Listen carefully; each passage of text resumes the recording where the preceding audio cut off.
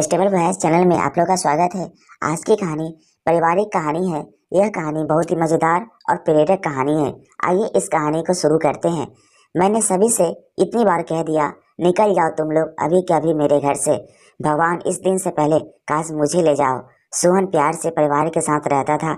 मुझे नहीं पता था कि वह इस तरह टूटेगा। क्या यही दिन देखने के लिए आप लोगों को पाल पोस कर बड़ा किया था? आज आप लोगों के इस तरह के झगड़ों को देखकर मुझे बहुत दुख हो रहा है और बहुत गुस्सा भी आ रहा है। लगभग गुस्से में चिल्लाते मदन जी अपने बच्चों से कहने लगे, बड़ी बहू सुमन जो अभी अभी छोटी बहू मीना को सन्नाटे दर चाटा मारा था, वह सोहन जी के ए शब्द तब तक सुनते थे जब तक हिल गए और बड़े बेटे छोटे बेटे पवन का मोती बनकर खड़े हो गए थे। उन्होंने अपने पिता की गुस्से भरी भारी आवाज को सुनकर अपने हाथों से पवन को हथियार बना लिया। बड़ी बहू सुमन को छोड़ दिया। अभी कुछ देखकर ही लग गई थी कि मदन जी किसी की भी बात सुने बिना वहां से चले गए और एकांत में अपने घर में आराम कुर्सी पर बैठ गए। जैसे तैसे प्यार और इंसानों से बनाया था यह घर उन्होंने अपनी पत्नी का नाम राधा निवास रखा था। आज उन्होंने अपने छोटे बेटे बहुओं को इस तरह की झंझट बताई। उन्हें बहुत बुरा लग रहा था, जैसे उनकी बरसों की मेहनत पानी में मिल गई। जिसे संयुक्त परिवार का सपना उन्होंने आज देखा था वह अपनी आंखों से चकनाचूर होते दिखाई दे रही थी। इस घर में मदन जी, उनकी पत्नी राधा जी, बड़ा बेटा पूर्ण, उनकी पत्नी सुमन और उनकी बेटी और छोटा बेटा पवन, पत्नी मीना और उनका बेटा राजन थे। राधा जी जब मंदिर से घर लौटे तो मदन जी ने उन्हें सारी बातें बताई। राधा जी से सभी को बहुत दुख हुआ और वे एक स्थान पर रुक गए। थोड़ी देर बाद सुमन ने सभी के लिए भोजन के लिए एक जादुई मेज रखी, लेकिन किसी को भी खाने की इच्छा नहीं हो रही थी, इसलिए कोई भी खाना खाने के लिए अपने कमरे से बाहर नहीं आया। अब सुमन को अपने सास प्रिय से बाहर नहीं आया। जब सुमन को अपने सास प्रिय से बाहर खाना खाने के लिए अपने कमरे में प्रवेश किया, मगर मदन जी और राधा जी ने उसकी बात को कोई जवाब नहीं दिया। फिर सुमन ने अपनी देवरानी मीना के कमरे में जाकर देखा तो मीना ने उसे देखकर मुंह फेर लिया। सुमन उदास होकर अपने कमरे में बैठे चली गई और पुनीत बोला, क्यों बार बार सभी के सामने नहीं बैठती, न बात करती है किसी ने भी? मैं तो कहती हूँ हम दोनों को इस घर से ही जाना चाहिए। वैसे भी हम दोनों स्टूडियो में बहुत बातें करते हैं। सुमन बोली, तुम ठीक कह रहे हो। आज पुनीत दोनों भाइयों में ही नहीं, हम दोनों अलग अलग देशों में भी इस घर में बहुत समझ में आता है। मैं भी तो जब एक ही रात अलग होने की राह देख रही हूँ। सुमन के भाई का फोन आया और कहती है कि उसकी माँ की हालत खराब है और वह उसे देखकर हैरान हो जाती है और वह सुमन को लेने आई है। सुमन ने एक खत लिखी है और मदन जी की डायरी में वह खत लिखती है।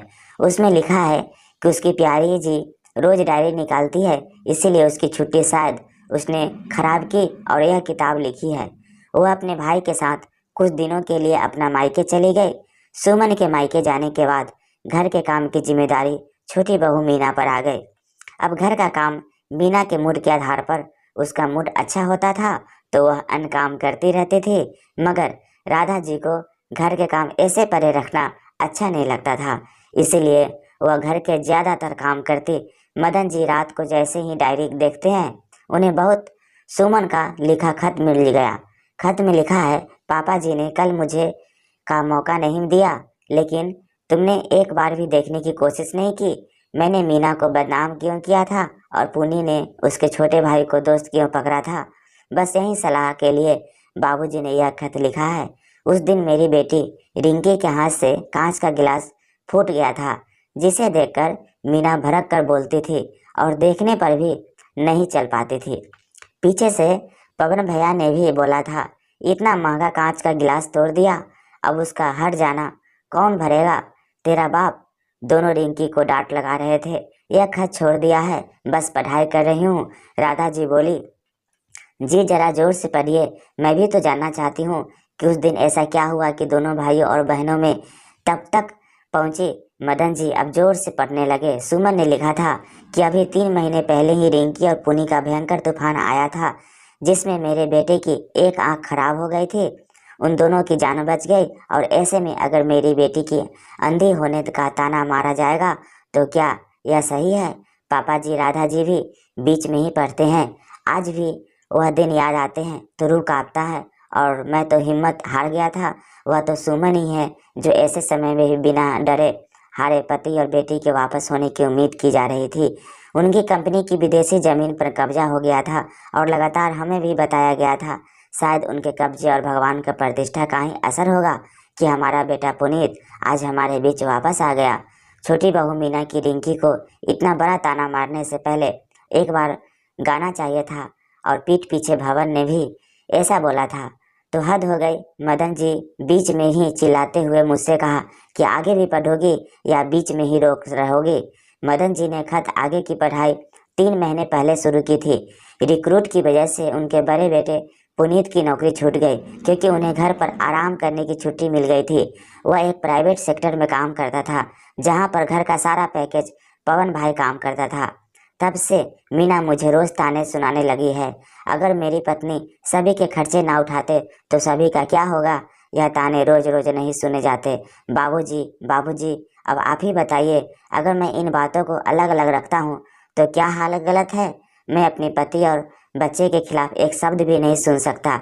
मेरे पति और बच्चों को इस वक्त और दोस्तों की जरूरत है, ना कि ऐसे घटिया लोगों की।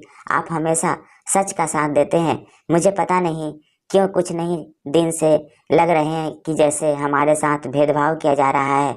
मदन जी निराश होकर बोले कि उस दिन खुशियों के दिन थे जब हमारे दोनों बेटों की शादी हुई थी तो दोनों बहुएं भी तो रच बस ही गई थी परिवार से। जहाँ एक तरफ बड़ी बहू सुमन घर की झलक के प्रति सजगता और दूसरी तरफ छोटी बहू मीना चंचल और मिलनसार थी। दोनों ने इस परिवार को एक सूत्र में बांधे रखा। राधा को न जाने किसकी नज़र लग गई हमारे घर में जो अब सभी को अलग होना है इस घर से, और मैं क्यों भेदभाव करूँगा। मेरे दोनों औलाद ने बड़े बेटे और बहू को हमारे बारे में ऐसा क्यों लग रहा है। राधा जी बोली, कभी कभी हमसे ऐसी नाराजगी हो जाती है कि जिसमें हम भेदभाव कर लेते हैं और हमें पता ही नहीं चलता। मैं नहीं जानता कि हमारे घर का बंटवारा हो, क्योंकि घर का बंटवारा मतलब सब कुछ बता देना। जब घर का बंटवारा होता है तो सिर्फ वह घर का बंटवारा नहीं होता है। बड़े बुजुर्गों का कहना है कि राधा जी रो पड़े। मोहन जी राधा जी के समर्थन करते हुए बोले, बस यही वजह है कि मैं भी बंटवारा नहीं करना चाहता, मगर इस समस्या का भी कोई ना कोई हल होगा। और मैं नहीं जानता कि छोटी बहू मेरी इतनी तेज स्वभाव की है, वह ऐसी ताने मारेगी। राधा जी बोली, अरे मीना तो हमारा हमेशा अपनी माँ से फ़ोन पर चिपकी रहती है। शायद को शादी के 9 साल हो गए मगर घर के काम भी बेरहमी से नहीं करते अपनी छोटी बहू। और एक बार जब वो अपनी माँ को यहाँ की सारी बातें बताती रहती है और मैं वहाँ कुछ काम कर रहा था तो मैंने अपनी सारी बातें सुन ली। और जब मैंने कहा कि बेटा अपने घर की बातें अपने प्रतिष्ठान में ही ऐसा ही है तो मुझसे पूछकर ही उसने अपनी सारी बातें सुनी और बोली, तुम्हें शर्म नहीं आती मेरी बातें सुनी हो। हाँ मैं बोल रहा हूँ, वैसे मीना के दिल में कोई खोट नहीं हो, जो भी दिल में आई बात को मुंह पर बोलती है, मगर कभी कभी इतना गंदा बोल देता है कि सामने वाला उससे पचा ही नहीं पाता। मदन जी को उस समय याद करते हुए बोले, जब मैं पहुंचा तो मैंने बिना कुछ जाने सुमन को पीठ को सारा इल्ज़ाम उस पर लगा दिया, जबकि पहले मुझसे बात की गई थी कि दरवाजे पर मिरियास पियर्स की सह सारी बातें सुन गई है और उनके कमरे में उनके पति से कहा गया है कि हमारा इस बार का ड्रामा भी मुझे फेल होता दिख रहा है आ रहा है। पवन बोला, क्या हो गया, इतना सब के बाद तो बाबूजी ने पक्का कर लिया है, हमें अलग करने का निर्णय ले ही रहे होंगे ना। मीना बोली, सब तो ठीक है मगर मैं कल मेरे फॉर्म जा रही हूँ और अब तुम मुझे वापस बुलाओगी जब हम अलग हो जाएंगे, समझो। मीना और पवन अब और संयुक्त परिवार में नहीं रहना चाहते। पवन 2-3 महीने में घर का खर्च अकेले उठाना चाहता था, जिस वजह से मीना बात बात पर टोक देती और अपनी हुकूमत चलाती और सब पर रोब जमाती रहती थी। घर के ज़्यादा काम भी नहीं होती और वह फ़ोन करती रहती, हमेशा अपनी माँ से अपने हिंदुओं की बुराई करती रहती। बार बार अपनी भूटानी को इस तरह ही चंचलता करके की सोच रखी थी कि उसने फिर से ऐसे कदम उठाए थे कि बदनाम भूटानी हो और उसके अलग होने का ख्वाब भी पूरा हो जाए।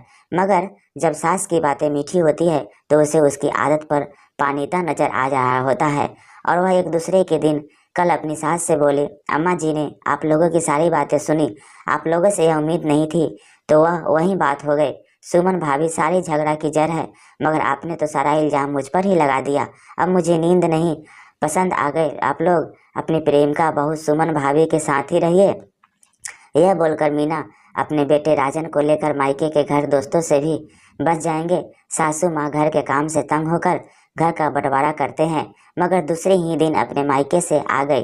राधा जी ने जब सुमन से पूछा कि वह इतनी जल्दी क्यों चली गई, तो सुमन ने उसे बताया कि पुनीत ने फोन करके बताया कि मीना तुम्हारी माँ चली गई है और घर के सामान आपके पास आ गया है और अब मेरी माँ की हालत भी ठीक है।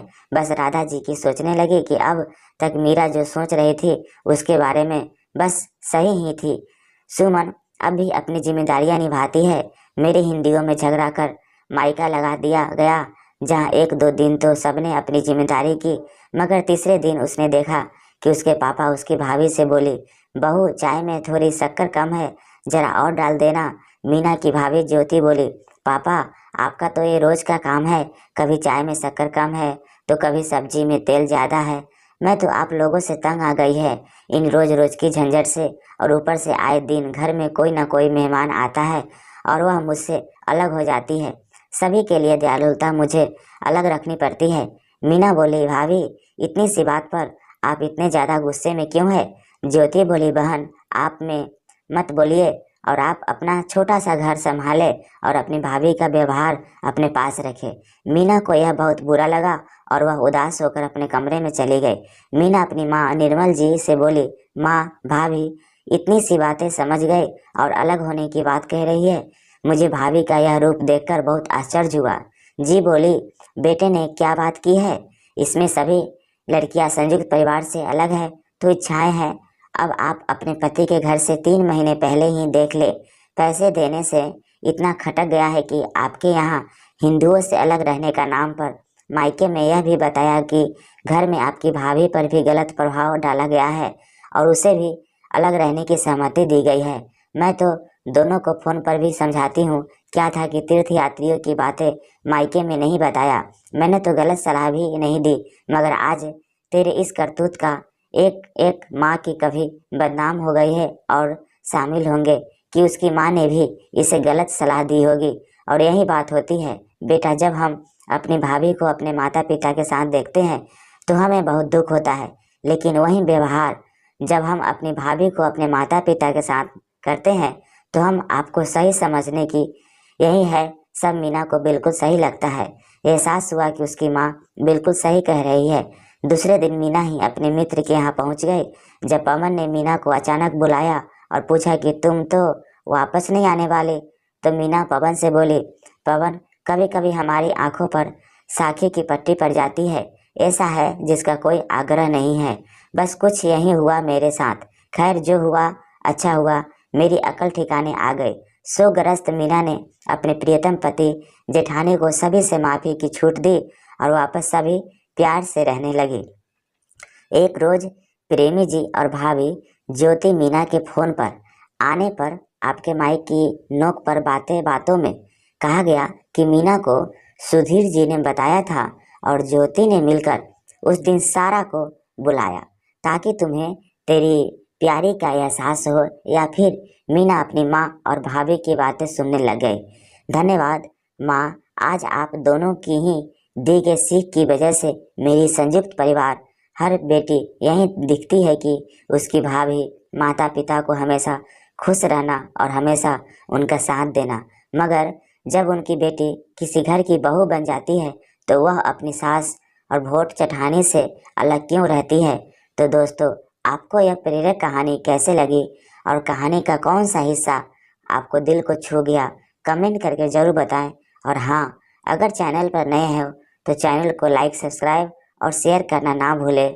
तो मिलते हैं नई कहानी के साथ, तब तक के लिए धन्यवाद।